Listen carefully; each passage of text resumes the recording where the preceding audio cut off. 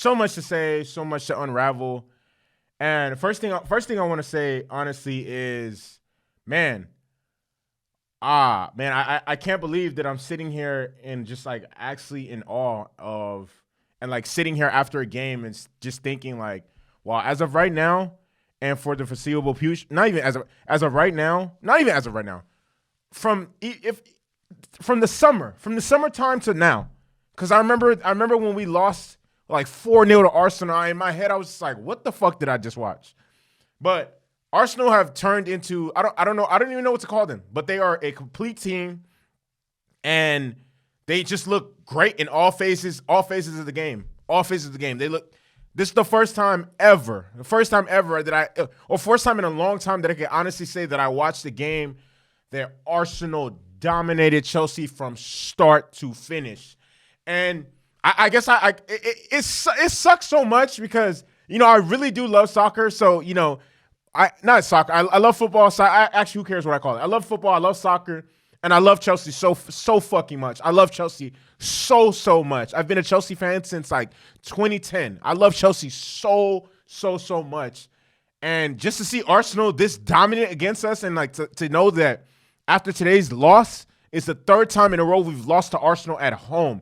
And I just think that's so crazy because I'm like, damn, I didn't realize that we're piling up losses to Arsenal at home in the league. But credit to Arsenal. Honestly, they played way, even though they only won 1-0, and I feel like the goal they scored was bullshit. I guess they deserved to win. I mean, because we didn't put forth any sort of remote effort. We didn't put forth enough to win the game. That's why at a certain point I was complacent with a tie and felt like that's what we deserved. But the goal, when I watched that happen, oh my God, my head just hit the back of my window, and I'm just like, I can't believe this is what the fuck I just watched. But Arsenal are for real, but I still don't think they'll win the league. I don't think they'll win the league. I think it's too early to say. I mean, for various reasons. Ask me in like February or March if I think they'll honestly win the league, because I don't. I don't think they'll withstand. I don't think I just don't think they're better than City. I think they're gonna fumble points eventually, and City will win. If something else doesn't, if they don't have a dip in form or injuries or something like that doesn't happen. Now let me get to the game. But credit to Arsenal anyways, because they won. They were much better than Chelsea, but I mean, it is what it is. I mean, it's not like we lost like fucking 3 or 4-0, whatever the case may be. So, I mean, they're obviously not that good. But to the game, in terms of Chelsea, man, honestly, and this is like, I'm one of those guys. I don't like to overreact and just like that's not who I am. Like, and I'm not like these. I'm not like Nini. It's like from week to week, it's just like he bashes Potter, then he praises him, or whatever the case may be. I like to keep it as clean and as concise as possible. Like, yeah, we're not okay. Yeah, we last week we lost to Brighton. This week we lost to Arsenal. And yes, we went on a 10-game unbeaten streak, and even though at times we didn't look the strongest or whatever the case may be, like those count for something. They do count for something.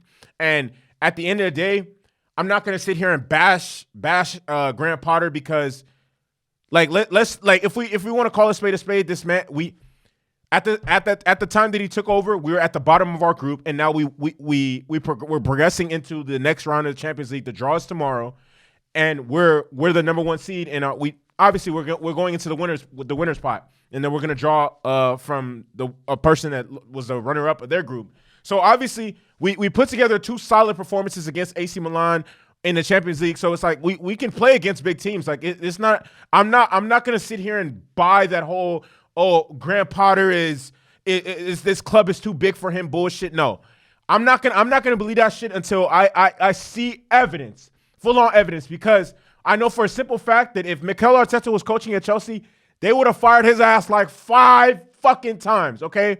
They would have fired his ass like 5 fucking times. So the whole, like, it's one game. This is one game. We've seen us play good. We've seen us play bad. It is what it is, okay? We understand that everything we want is not going to happen in the matter of whatever it can be. So I'm not going to bash. I'm not going to bash him. I'm going to criticize him, but I'm not going to bash him, say, oh, he bad hire, whatever. Fuck all that shit. Fuck all that shit. Fuck all that shit. Fuck all that shit. Because if that's the case, why wasn't Mikel Arteta fired at Arsenal? And look what the fuck look where they are now. I remember I used to clown Arsenal. Look where they are now. In terms of the actual game, man, we struggled the majority of the game. No identity. The decision making was bad. Kai Havertz on multiple occasions. It was twice where he should have found Aubameyang in a box, and I know that would have been a goal. It just didn't happen. The logic in some of these players, it just wasn't there. The finishing wasn't there. Everyone was slow.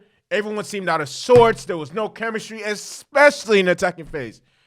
Oh my God, Edouard Mendy. I don't know what the fuck is happening. Like, this guy, every time the ball touches his feet, I catch a heart attack. And it was like twice where he just made bonehead. I'm like, bro, oh my God. Like, at this point, I am 100% backing Kepa. At this point, I'm 100% backing Kepa. I don't know what it is about Mendy, but every single time he touches the ball, I get terrified. Like, when he touches the ball with his feet, I get terrified. And I don't know. It wasn't always like this, but I don't know what is happening, what's transpired. It's just like, I'm not confident with him in goal anymore at all. Like, and then speaking of goal, the goal that we conceded, oh my God, that might have been the worst, most like, you can't even do something like that in FIFA. You know how hard it is to, like, you can't even do that in FIFA. To think that happened in a real game in the London Derby, the ball went through like 3 fucking people.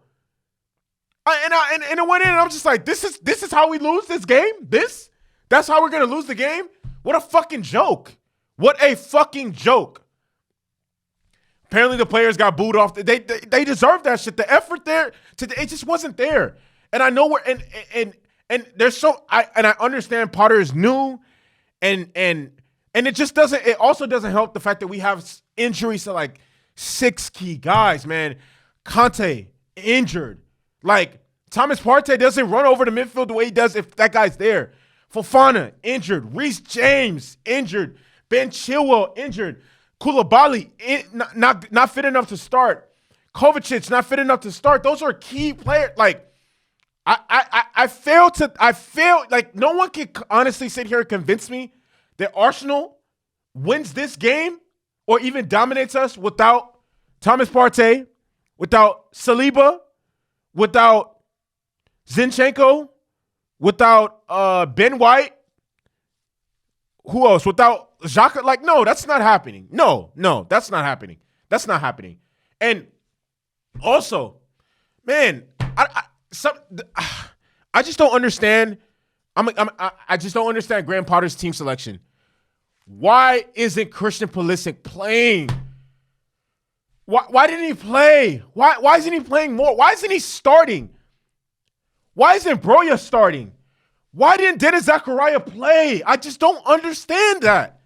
Man, our midfield looked terrible. Man.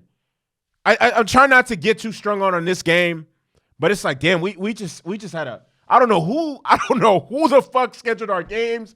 We had City. No, we had Brighton. No, we had Manchester United. Then we have Brighton. Then we have Arsenal. Then we have Newcastle. And in the middle of the week, we have Manchester United. We have Manchester City. Like, oh my God, this is rough. This is really rough. But nevertheless, I mean, it's not a situation where I just feel like, oh, everything is like, you know, I feel like there are players right now in our team that it's time for us to part ways. I firmly believe that it's time for us to part ways with Jorginho. I firmly believe it's time to part ways for us with Jorginho.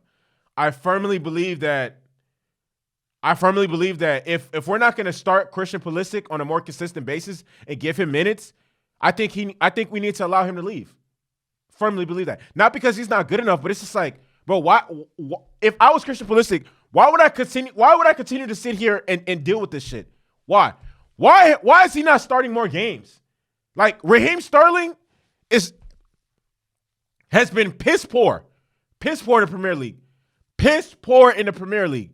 Aubameyang probably didn't deserve to start. I mean, maybe he should have been brought off at halftime. I don't know. I definitely feel like brighter days are ahead, and like, obviously at this, like, I don't see us getting relegated or anything like that. Like, clearly we can only go up from here, and I'm willing to. I mean, not even I'm willing. Like, I have a choice.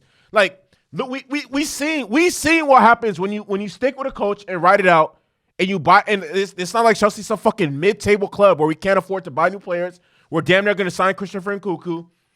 Hopefully we bring Rafael Leao in. Hopefully this summer we get some midfield, either in January or during the summer. We sign Edson Alvarez from Ajax, either one of Declan Rice and Jude Bellingham, something. I definitely feel like with reinforcements and as we transition from the old team to the new team, where we have like where some of the oldest players in the squad are going to be like in like around my age, 27, 28, 29, or whatever the case may be.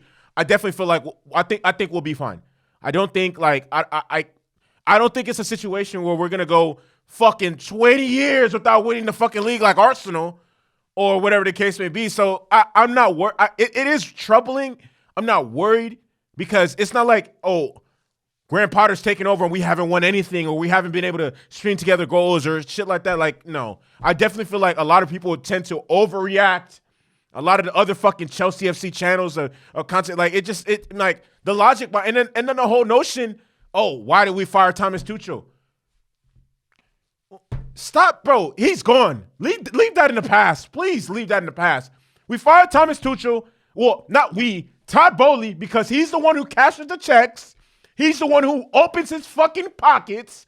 He fired him because he couldn't work with him. Simple as that, okay? Simple as that. He did not hire Thomas Tuchel. He's not entitled to keep Thomas Tuchel. He brought in his own guy, Graham Potter, and we've seen what Graham Potter can do with it in the Premier League. He can build a competent, competitive team that, as of right now, is sitting above us in terms of the table. So let's stop this notion of why do we fire Tuchel? Oh, Graham Potter's not good enough. Fuck all that. Fuck that. We will be fine. Give it more time. With that being said, London is blue. London is blue. London will always be fucking blue.